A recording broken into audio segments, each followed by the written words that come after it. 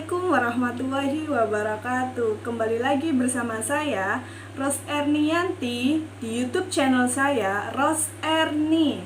Kali ini saya akan membahas mata kuliah dari teknologi pakan buatan. Simak selanjutnya guys. Bismillahirrahmanirrahim. Assalamualaikum warahmatullahi wabarakatuh. Sebelumnya perkenalkan, nama saya Ros Ernianti dengan nomor induk mahasiswa 190102-009, program studi aquaculture Universitas Muhammadiyah Gresik.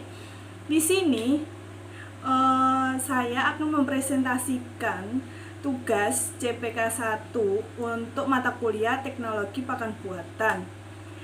Untuk video selanjutnya bisa disimak guys. Terima kasih. Konsep dasar budidaya pakan hidup. Untuk pakan ikan adalah nama umum yang digunakan untuk menyebut yang dimakan ikan untuk kelangsungan hidup dan pertumbuhan hidupnya. Pakan ikan ada dua macam, yakni pakan alami itu pakan hidup, yang kedua pakan buatan. Pakan alami atau pakan hidup itu memiliki keunggulan sangat baik dibandingkan dengan pakan buatan. Karena apa? Di pakan alami ini memiliki keunggulan. Yang pertama, memiliki nutrisi yang sangat tinggi. Jadi di pakan alami ini nutrisinya itu sangat tinggi, lebih dari nutrisi pakan buatan. Untuk yang selanjutnya itu mudah untuk dibudidayakan. Seperti itu. Untuk selanjutnya, punya ukuran yang relatif sesuai dengan bukaan mulut ikan. Jadi pakan alami atau pakan hidup ini itu sesuai dengan bukaan mulut ikan. Jadi tidak perlu memotong atau menghaluskan pakan tersebut untuk ikan-ikan atau larva-larva yang kecil. Karena kalau pakan buatan itu bentukannya tidak sesuai dengan mulut ikan. Untuk selanjutnya, punya gerakan yang merangsang ikan untuk memangsanya. Jadi untuk pakan buatan ini, pakan alami ini, pakan hidup itu memiliki gerakan, mempunyai gerakan. Jadi mereka akan merangsang ikan-ikan untuk memangsanya. Seperti itu. Untuk selanjutnya, tidak menimbulkan pencemaran pada media pemeliharaan ikan. Jadi untuk pakan alami ini tidak menimbulkan sisa-sisa makanan atau sisa-sisa pakan yang tidak dimakan ikan itu, jadi tidak bersisa. Seperti itu. Untuk yang selanjutnya, jenis pakan hidup dibagi menjadi dua, yakni yang pertama fitoplankton. Fitoplankton ini merupakan tumbuhan air yang berukuran sangat kecil, mikroskopis pada zat organik. Sebagai produsen utama, fitoplankton mempunyai peran yang sangat besar di dalam budidaya ikan, karena fitoplankton adalah makanan utama dari makanan alami dari si ikan tersebut. Selanjutnya, produktivitas suatu perairan sangat dipengaruhi oleh kesuburan dan tingkat kesuburan perairan, dipengaruhi oleh kecepatan penguraian dan bahan-bahan organik. Selanjutnya yang keempat, anggota fitoplankton dikelompokkan dikelompokkan berbagai alga, yakni ada yang pertama alga hijau dan alga biru. Untuk yang selanjutnya merupakan biota air yang berukuran sangat kecil. Yang saya sebutkan tadi mikroskopis, itu ukurannya sangat kecil sekali, seperti hewan bakteri. larva dan lain-lain. Fitoplankton juga memiliki kemampuan gerak yang sangat baik sehingga mengakibatkan ikan-ikan itu dapat dirangsang untuk tetap memangsa fitoplankton tersebut. Selanjutnya klasifikasi plankton berdasarkan kebutuhan makannya. Yang pertama, fitoplankton itu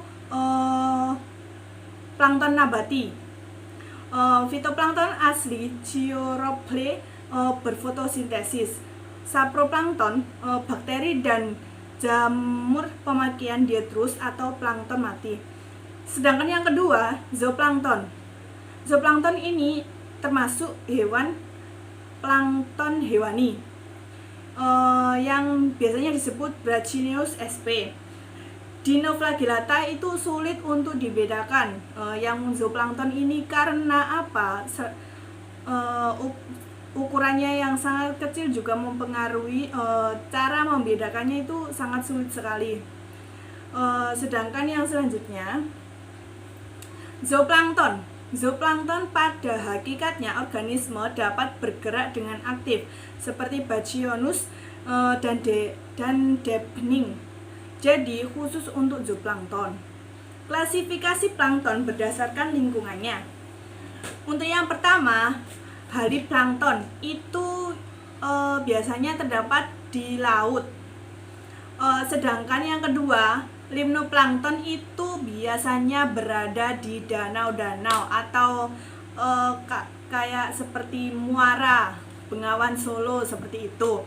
Sedangkan yang ketiga, hipoplankton yang berada pada dasar perairan. Jadi hipoplankton ini terdapat di dasar perairan.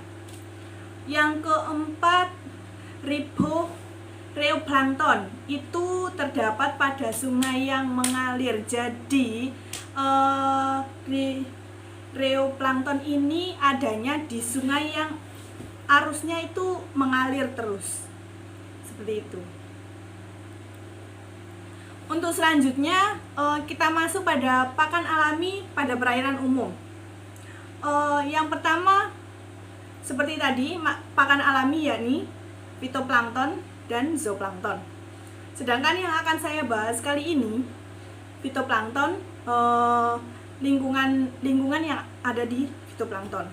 Lingkungan yang memiliki fitoplankton, maksud saya perairan laut dan Minded. Laut merupakan sumber air pembawa bibit plankton yang akan masuk ke dalam sistem budidaya. Sehingga keanekaragaman plankton di laut akan berpengaruh pada keanekaragaman di sekitar, terutama di daerah pantai timur. Biasanya itu fitoplankton itu berada di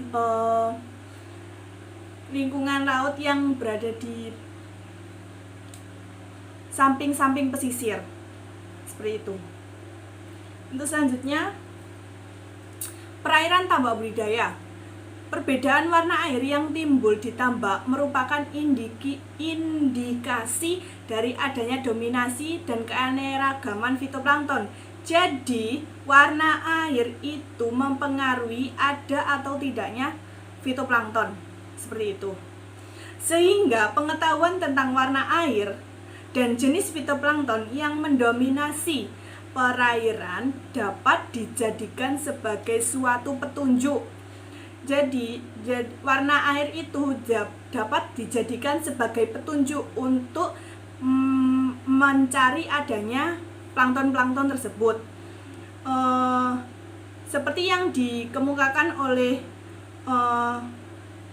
para ahli, yakni Chen pada tahun 1985 mengemukakan bahwa terdapat hubungan antara warna air dengan dominasi fitoplankton tertentu dengan produktivitas tambak apabila budidaya berjalan dengan sangat baik. Berikut adalah jenis-jenis warna air dan jenis fitoplankton yang mendominasi. Jadi setiap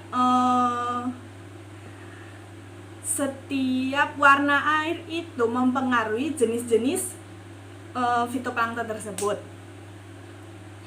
Ya, selanjutnya, air warna hijau biasanya terjadi bila dasar tambak kekurangan bahan organik atau tambak baru. Biasanya tambak baru itu warnanya hijau. Warna ini relatif baik dan biasanya kualitas air hijau lebih stabil. Udang yang hidup di dalamnya berwarna cerah dan sangat bersih. Kematian massal jarang terjadi pada warna hijau. Bila salinitas turun, jika salinitasnya itu turun, sering terjadi dominasi algae. Produktivitas yang dihasilkan itu apabila budidaya dalam kondisi normal dapat mencapai 4-8 ton tiap siklus produksi budidaya tersebut. Warna hijau yang terdiri dari ada beberapa warna hijau, yakni yang pertama hijau muda, yang kedua hijau biasa, yang ketiga hijau tua, dan yang keempat hijau coklat. Jadi itu dari keempat tersebut itu memiliki peran yang berbeda-beda. Terdapat beberapa warna di perairan, yakni yang pertama itu yang saya sebutkan tadi, hijau muda, yakni air tambak yang berwarna hijau muda disebabkan oleh adanya dominasi fitoplankton kelas Chlorolepis. Jenis utama yang mendominasi adalah Chlorella. Juga terdapat spesies Cendesmus, Crocochus, dan plankton Sephira engulena, Sceletonema, dan miplankton lain. Yang dapat ditemui adalah biasanya yang dapat ditemui pada perairan warna hijau muda itu Oscillatoria. Spesies ini akan mendominasi apabila tidak dilakukan pengelolaan plankton yang optimal.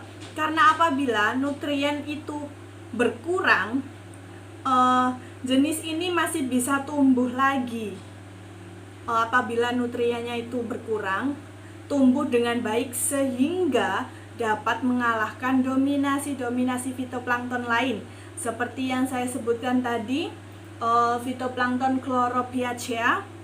Warna air ini biasanya banyak ditemui pada awal budidaya, di mana akumulasi bahan organik dari sisa pakan masih rendah sekali. Seperti itu. Untuk selanjutnya, warna hijau tua. Warna hijau tua biasanya banyak ditemui pada periode budidaya DOC 80 ke atas atau DOC 80 ke atas sampai menjelang panen. Biasanya itu ditemui warna hijau tua itu ditemui pada saat menjelang panen. Seperti itu. Hal ini disebabkan adanya akumulasi pakan atau bahan-bahan organik yang terdapat di dalam pakan tersebut yang mulai tinggi sebagai sumber nutrien bagi pertumbuhan fitoplankton. Warna air hijau tua ini memiliki transparasi kurang dari 30 cm. Awalnya pada warna ini, Chloropis seperti Chlorella sering ditemukan dan masih mendominasi. Tetapi dengan semakin bertambahnya umur, biasanya itu ditemukannya itu pada saat menjelang panen. Seperti itu warna hijau untuk warna hijau tua. Untuk selanjutnya warna coklat muda. Warna air coklat muda banyak ditemui pada tahap proses persiapan dan awal budidaya, di mana akumulasi bahan organik dan sisa pakanan belum begitu tinggi. Warna coklat muda ini biasanya ditemukan pada saat kita mau memulai proses budidaya. Biasanya itu warnanya agak coklat muda. Itu yang saya tangkap. Selanjutnya, timbulnya warna air coklat muda biasanya disebabkan dari perbedaan pemupukan, Jadi setiap tambak sebelum digunakan itu kan dilakukan pemupukan. Timbulnya warna coklat muda ini biasanya terjadi karena adanya perbedaan dari merek pupuk seperti itu yang dilakukan dan biasanya sedikit berbeda dengan pemupukan untuk membuat air yang berwarna hijau transparan. Pada warna ini kurang dari 60%, kondisi ini baik untuk dipertahankan seperti itu karena banyak didominasi oleh beberapa fitoplankton nih. Macam-macam fitoplankton, yakni fitoplankton kelas Bacillariobeta atau diatom seperti Diatomae, Navicula, dan Nitrizia. Pada warna ini juga sering ditemukan Chlorella. Jadi tidak pada warna hijau muda saja, tetapi coklat muda itu sering ditemukan plankton yang disebut biasanya Chlorella.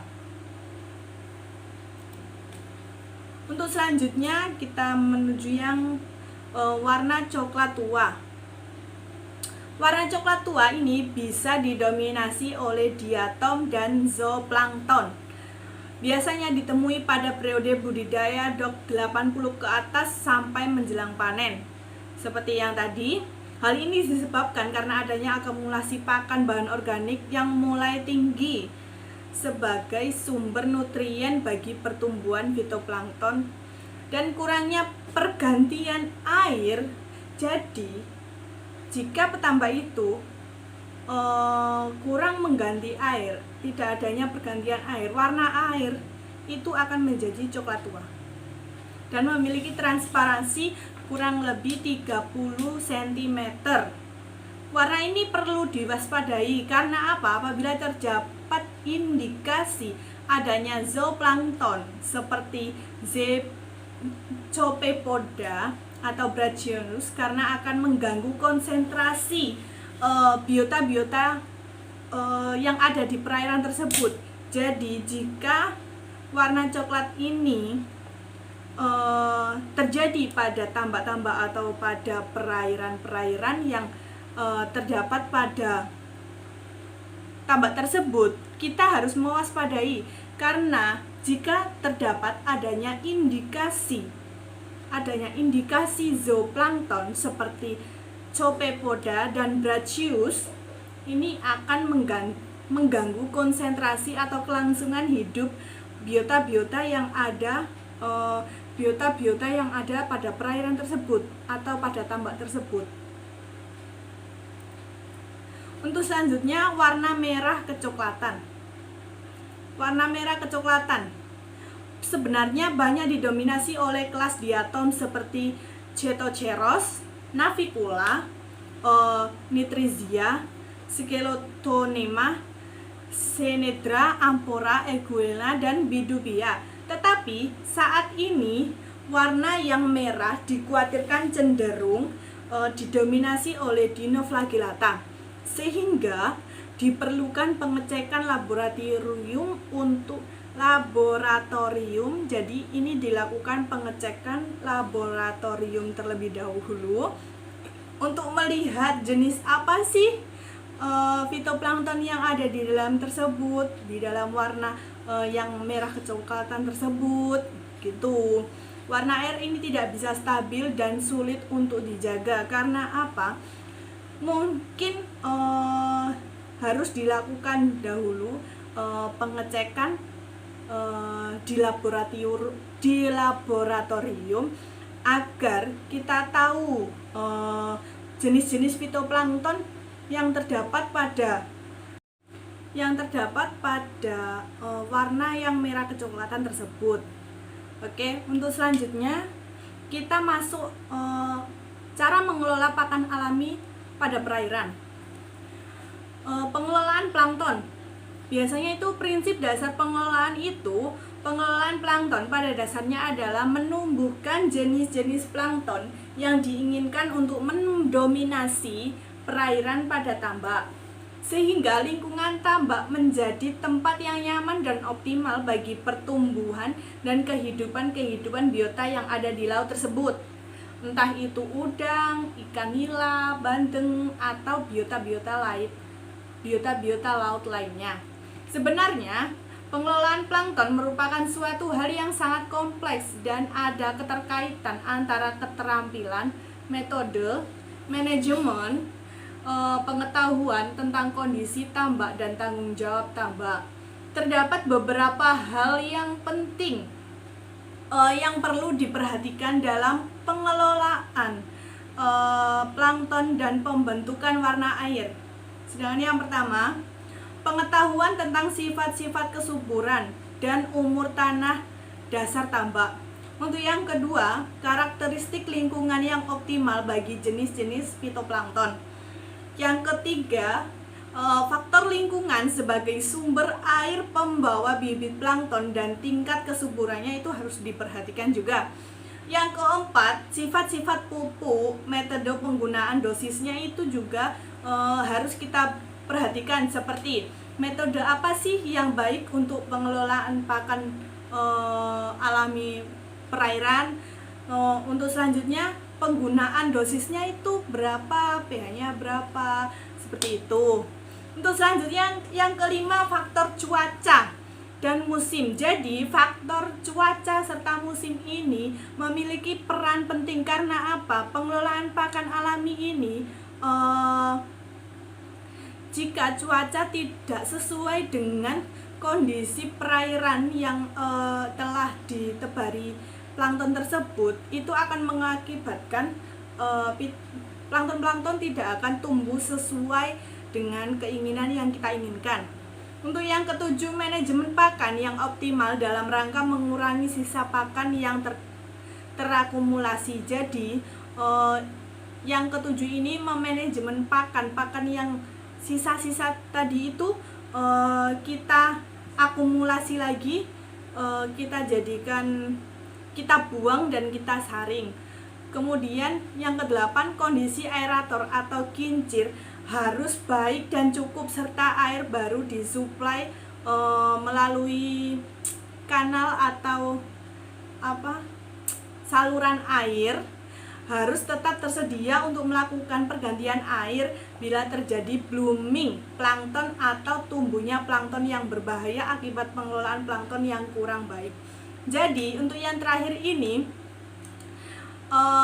adanya kincir angin itu harus selalu standby untuk mengantisipasi adanya blooming plankton yang akan mengakibatkan kematian massal atau adanya plankton-plankton yang berbahaya pada perairan tersebut atau tambak tersebut. Jadi seperti itu. Untuk selanjutnya, proses perawatan plankton. Jadi perawatan plankton ini stabilitas warna air itu menyesuaikan stabilitas warna air. Warna air yang telah terbentuk adalah indikasi timbulnya fitoplankton. Cara yang paling sederhana untuk mengetahui kepadatan fitoplankton dalam air adalah dengan mengukur transparansi menggunakan Setsidix. Transparansi air yang diinginkan berada pada kisaran 50-80 cm. Kestabilan fitoplankton perlu dipertahankan untuk mencegah timbulnya guncangan parameter kualitas air yang bisa menimbulkan stres pada biota-biota laut yang ada di perairan tersebut atau di tambak tersebut. Selanjutnya, perawatan fitoplankton pada awal masa budidaya dilakukan dengan pemupukan secara berkala. Karena pada masa itu suplai nutrien dari sisa pakan dan kotoran udang belum mencukupi untuk perkembangbiakan fitoplankton. Namun pada saat usia hewan yang ada di tambak tersebut atau biota yang ada di tambak tersebut itu di atas 30 hari, perawatan fitoplankton dilakukan dengan cara pengendalian bahan organik dasar tambak, yakni tadi pemupukan.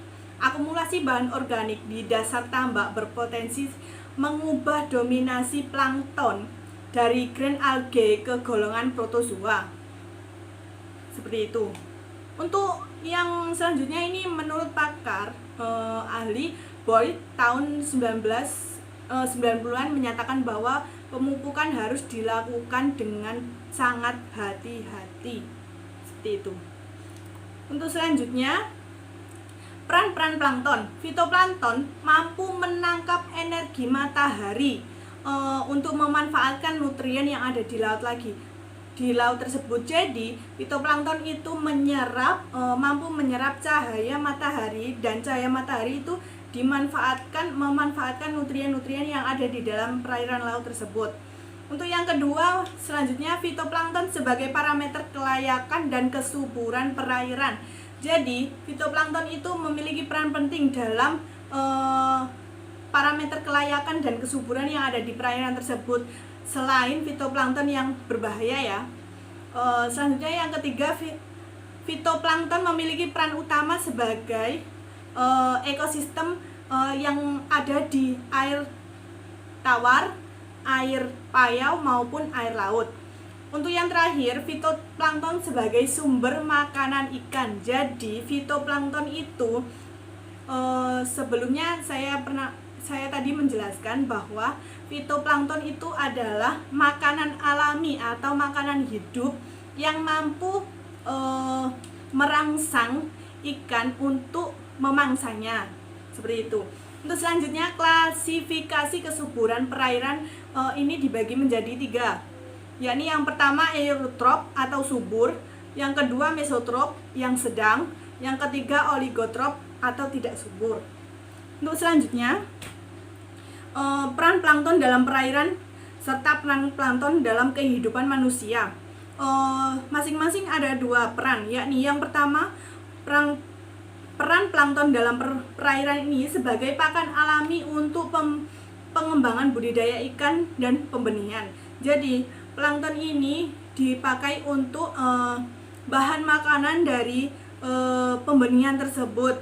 Yang kedua, sebagai penjaga keseimbangan perairan. Jadi peran plankton sangat penting untuk menjaga perairan tersebut. Untuk yang selanjutnya, peran plankton dalam kehidupan manusia. Yang pertama, sebagai indikator adanya perubahan iklim sangat penting untuk memprediksi kondisi perubahan iklim jangka panjang. Untuk yang selanjutnya ini peran plankton yang kedua sebagai bahan-bahan obat-obatan dan bahan-bahan kosmetik. Untuk yang terakhir, 4 aspek yang paling penting sehubungan dengan energi radiasi itu. Yang pertama, cara fitoplankton dalam memanfaatkan energi radiasi. Yang kedua, intensitas dari sinar matahari. Yang ketiga, perubahan cahaya setelah memasuki bagian air dan udara. Serta yang terakhir, proses dengan menurunnya kedalaman terhadap penetrasi cahaya dan pembiasaan. Oke, selanjutnya saya tutup presentasi pada hari ini. Apabila ada salah kata, saya mohon maaf yang sebesar-besarnya. Wabillahi taufiq wal hidayah, waridho wal inayah. Wassalamualaikum warahmatullahi wabarakatuh. Terima kasih. Jangan lupa subscribe, like, and comment. Makasih.